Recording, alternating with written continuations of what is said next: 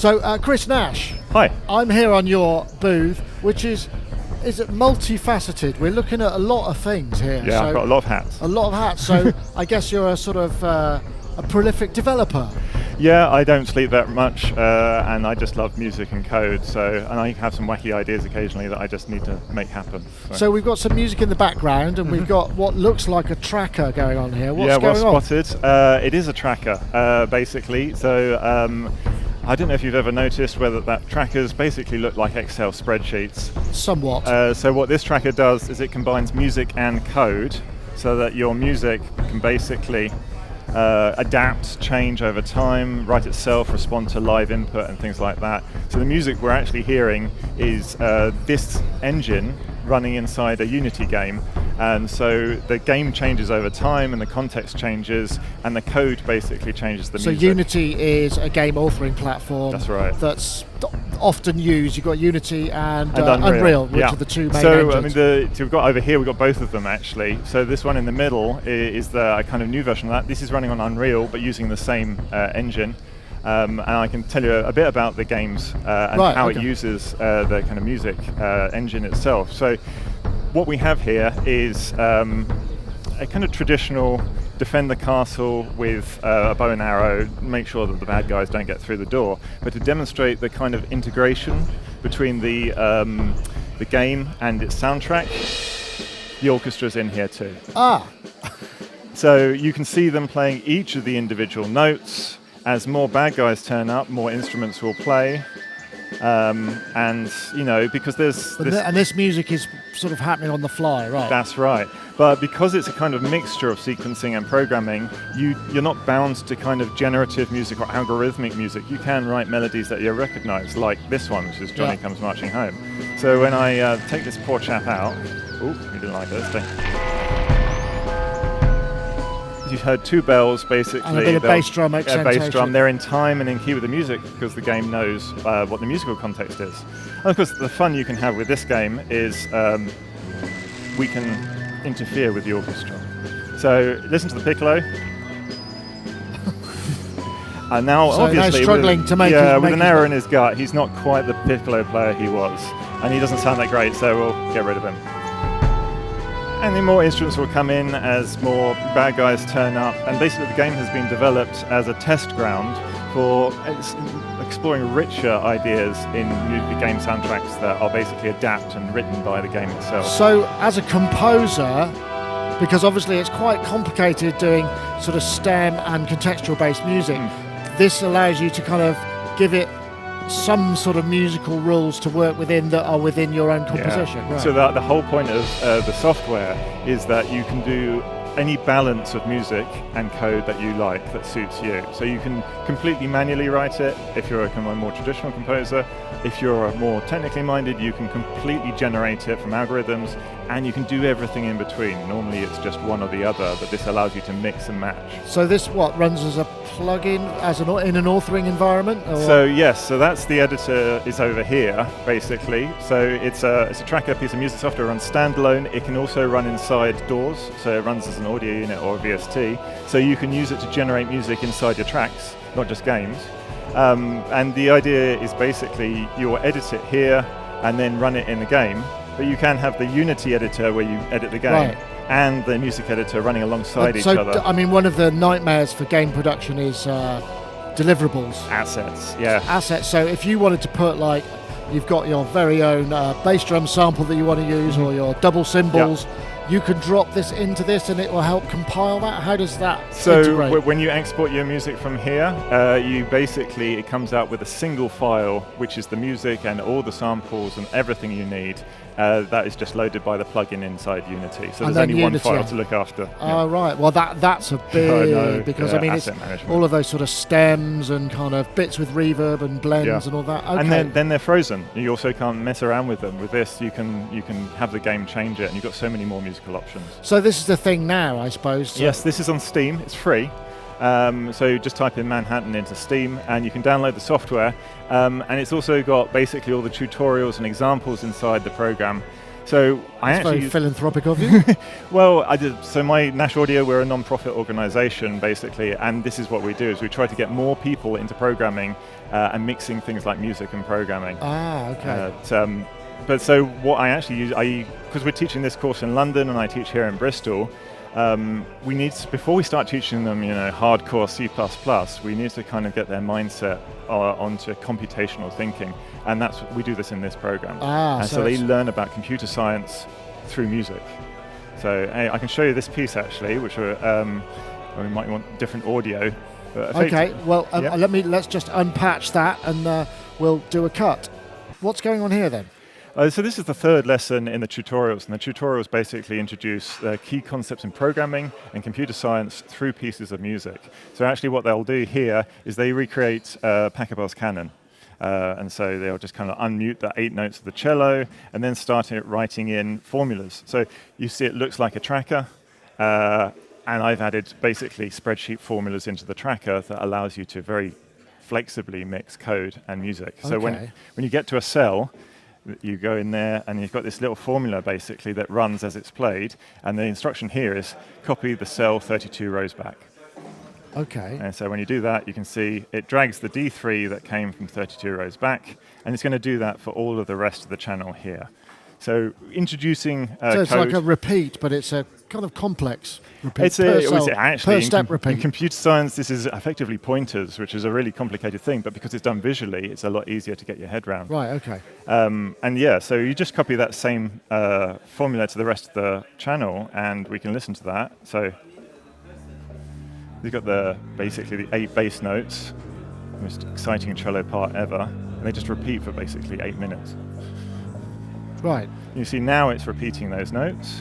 And it's got the pointers, the markers. Okay, interesting. Yeah, so you know where the data is coming from, because it's all about the relationships in music. And then eventually it'll start repeating itself, repeat the repeat. And I guess Pachelbel's canon is really good because it does exactly that. It's like, it's like a reel almost, isn't it? So it's a round effectively. Yeah. So you've got the violin part that's played by 3 different violins, but they're staggered. So that's going to do exactly the same thing, but then go 1 channel to the left.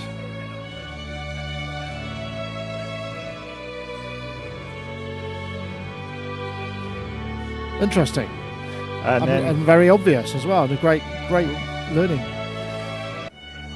So, but then obviously not everyone is into music from 1690, so we bring it forward to 1990, which is a little more recent, and they would learn about basically harmony and how to kind of put, you just take those 8 notes from the cello and use that as the kind of root of a note, and then basically add semitones to make a 7th chord out of it. And now it's far more rave scene. So we'll add an almond break.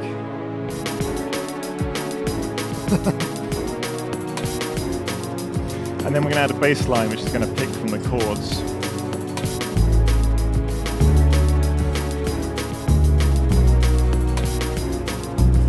And then this version will basically do the chord but arpeggiate it rather than play it the block chord.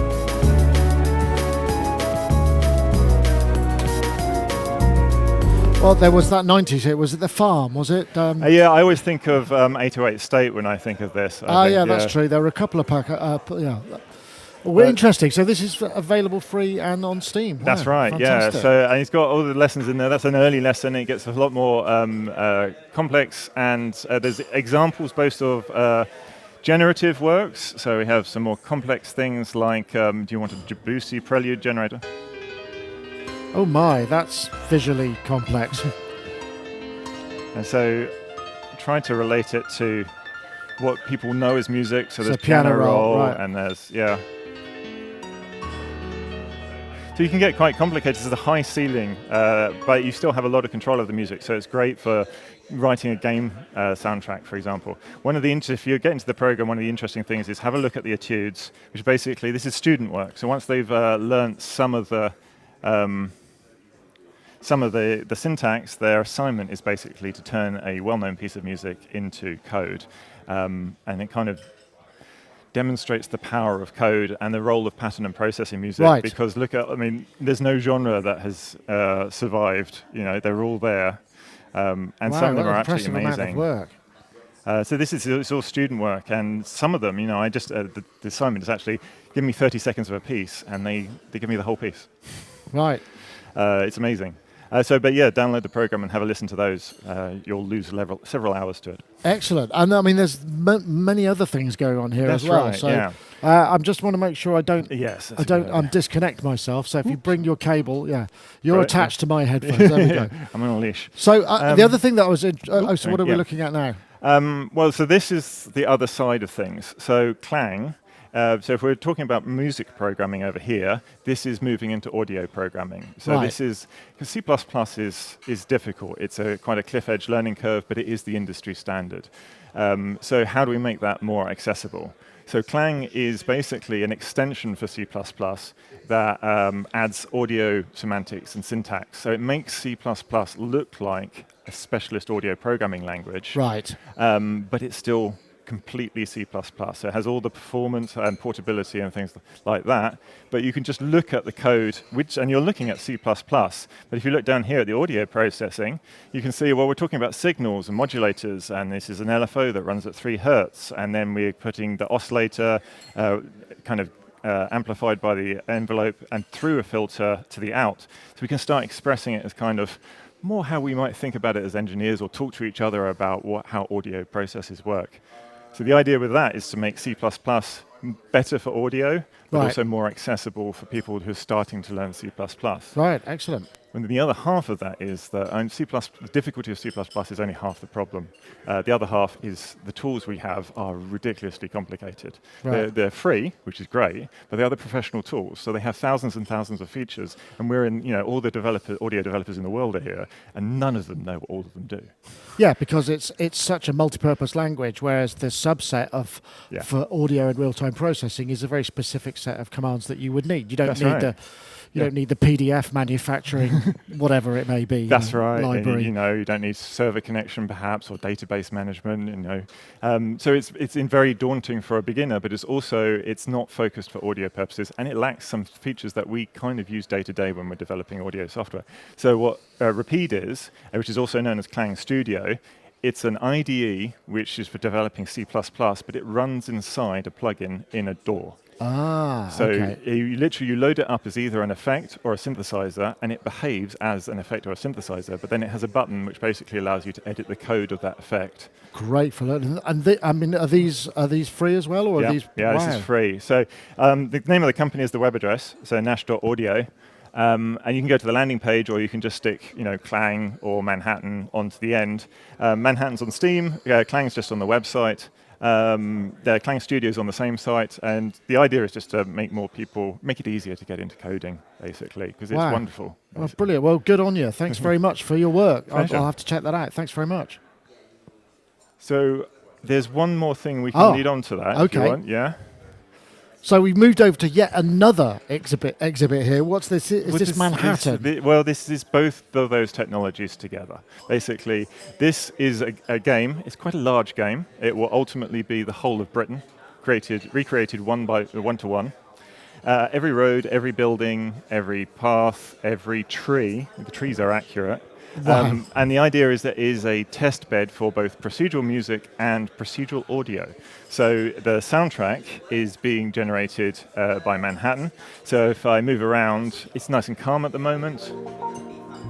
And Manhattan being this thing we saw over here, the style tracker programming. Right, so you can embed it in both Unity and Unreal. This is Unreal. So I'm going to get on the bike now, and you'll hear changing the music.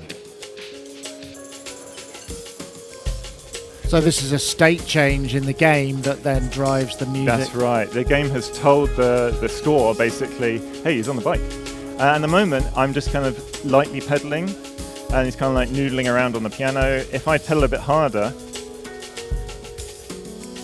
you kind of hear the music change, it's more arpeggiated. And you've got little quests themed around the conference here, but let me go back and find the car. Or would you prefer the Harrier jump jet? Anything that suits your...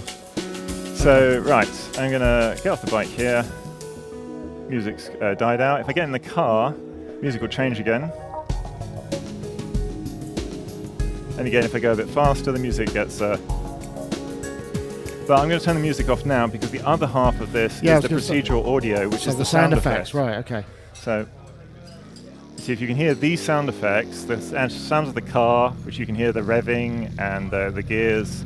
And when I press shift to floor it effectively, here we go. You can hear it kind of revving the engine and spluttering a bit. That's not samples, that's all synthesized. Right. So this is what we call procedural audio. And the idea's been around for many, many years, but it's not yet found its way into mainstream games in a big way, which is sad. What I'm trying to do is use Klang to move it into C++, so it is literally the language of Unreal, so that you can embed such really dynamic sound effects into a game like this.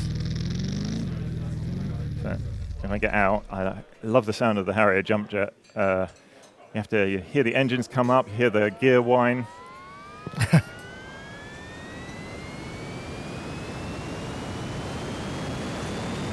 There we go, slightly airborne now. If I'm just slightly off the ground, we get a lot of jet wash. If I move away from the ground, there's less jet wash. And then if I get higher up enough and engage the kind of horizontal engines,